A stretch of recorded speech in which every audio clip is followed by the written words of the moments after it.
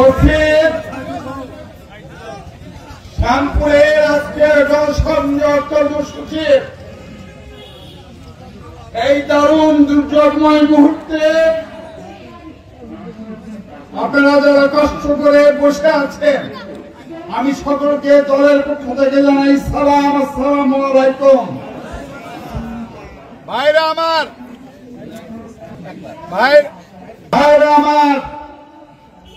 জনগণের সংগ্রামের সাথে আমরা ছিলাম এবং সেই সংগ্রামে আপনারাও আমাদের সাথে ছিলেন বলেই গত 17টা বছর মেহেরপুরের প্রতিটা গ্রামে, প্রতিটা মহল্লায়, প্রতিটা পাড়ায় আমার নেতা কর্মীরা, বিএনপির নেতা কর্মীরা পুলিশের হয়রানির শিকার হয়েছে।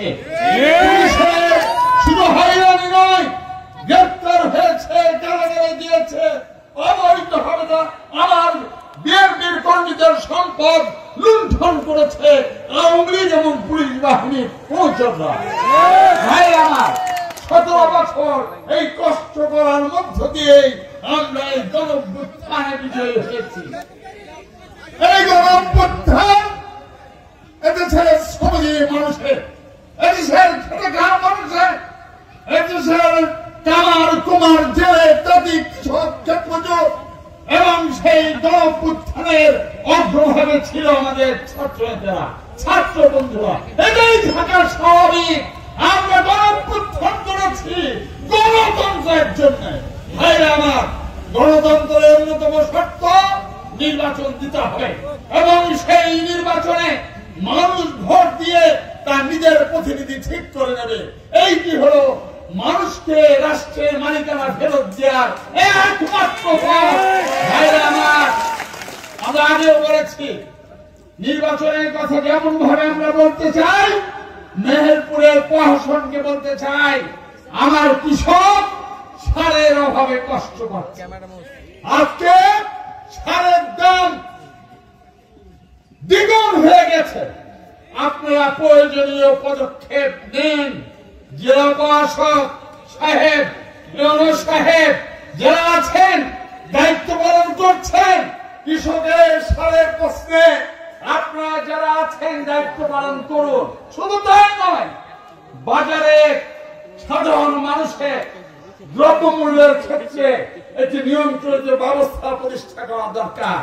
আজকে মেহেরপুরে বিভিন্ন অঞ্চলে চুরি, ডাকাতি, ছিনতাই, রাহাজানি বেড়েছে। আমি পুলিশ প্রশাসনকে বলতে চাই, দায়িত্ব পালন করুন।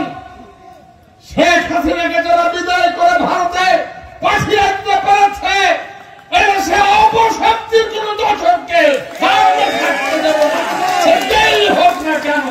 তাই বলি, পুলিশ প্রশাসন, ডিসি প্রশাসন যারাই আছেন, জনগণের কথা শুনে চলতে হবে, মানুষের মনোভাব বুঝে চলবেন।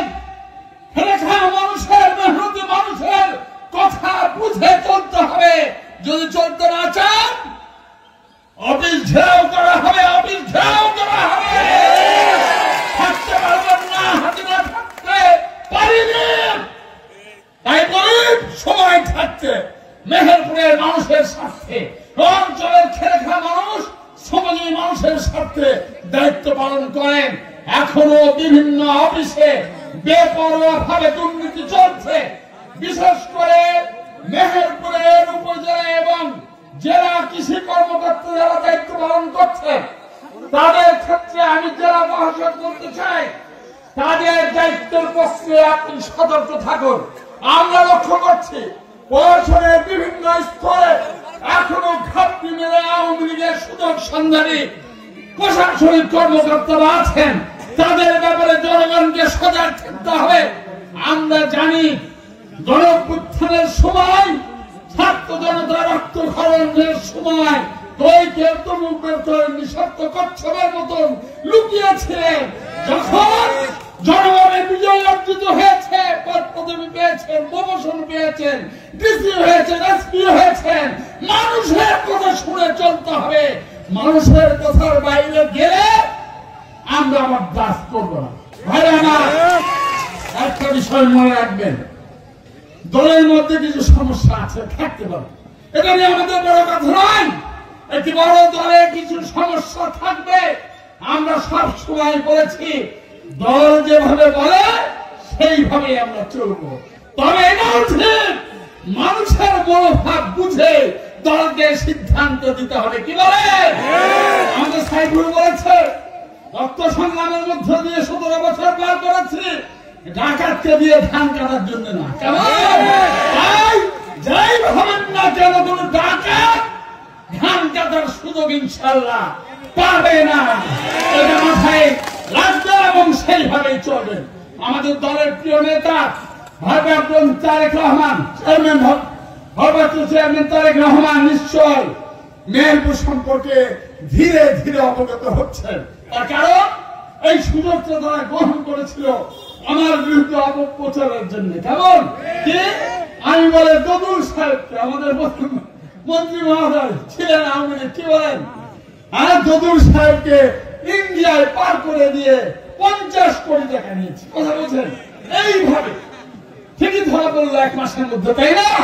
এইভাবে অজস্র মিথ্যা কথা বলে দলকে ভুল তথ্য দিয়ে জনগণের প্রকৃত নেতৃত্বকে, সংগ্রামী নেতৃত্বকে, রাজপথ থাকা নিপীড়িত মুসলিম মানুষকে আড়াল করে এটি কমিটি গঠন হয়েছে। নেন কমিটি থাকেন, আমরা তো দেখছি এই পাড়া থেকে ওই পাড়া পর্যন্ত খোঁজ নিলে দেখা যাবে 5টা 7টা যারা আছেন হয়তো তাদের চেহারা কি কি তারা করে বেড়াচ্ছেন সবই আমরা জানি। ভাই আমার লড়াই করতে হবে, আগামী লড়াই গণতন্ত্র নিয়ে যে ষড়যন্ত্র নতুন করে শুরু হয়েছে, আমাদের নেত্রী প্রিয় নেত্রী বেগম খালেদা জিয়া, আপনাদের প্রিয় নেত্রী বেগম খালেদা জিয়া, আমাদের প্রিয় নেতা তারেক রহমান সরকারকে সমর্থন করছেন এবং এই সরকারের মাধ্যমে আমরা একটি নিরপেক্ষ দল, নিরপেক্ষ নির্বাচন চাই এবং সেই নির্বাচনে মানুষ ভোট দিয়ে তাই তো তার সিদ্ধান্ত জানাবে। ভাইরা আমার, সেই নির্বাচনকে নিয়ে কিন্তু একটা দল না, কয়েকটি দল আবার নতুন করে ষড়যন্ত্রে মেতেছে। ষড়যন্ত্র তারা করতে চায়, এই ষড়যন্ত্র জনগণের বিরুদ্ধে তারা ভোটকে পিছিয়ে দিতে চায়। তারা ভয় পায় এখনই যদি ভোট হয় কোথায় বিএনপি ক্ষমতায় যাবে। কথা বলেন কই আমাদের নেতা তারেক রহমান একবারও বলেন না বিএনপিকে ভোট দিতে হবে। তিনি বলেছেন মানুষের ভোটের অধিকার ফেরত দিতে হবে। ভাইরা আমার, আমি আমার এই কমিটির বিরুদ্ধে কথা বলতে চাই না, তার কারণ আমি দেখলাম 7 মাসে 700 লোক জড়ো করতে পারে না। কথা বলে গান্ধী মেহেরপুর নিয়ে 7 লক্ষ মানুষ ভোটার, তাই জানি ভোট আসতে সংগ্রামের মধ্য দিয়ে আমরা প্রমাণ করে দেবো ইনশাআল্লাহ কারা জনগণের সাথে আছে। আজকে আমরা মূলত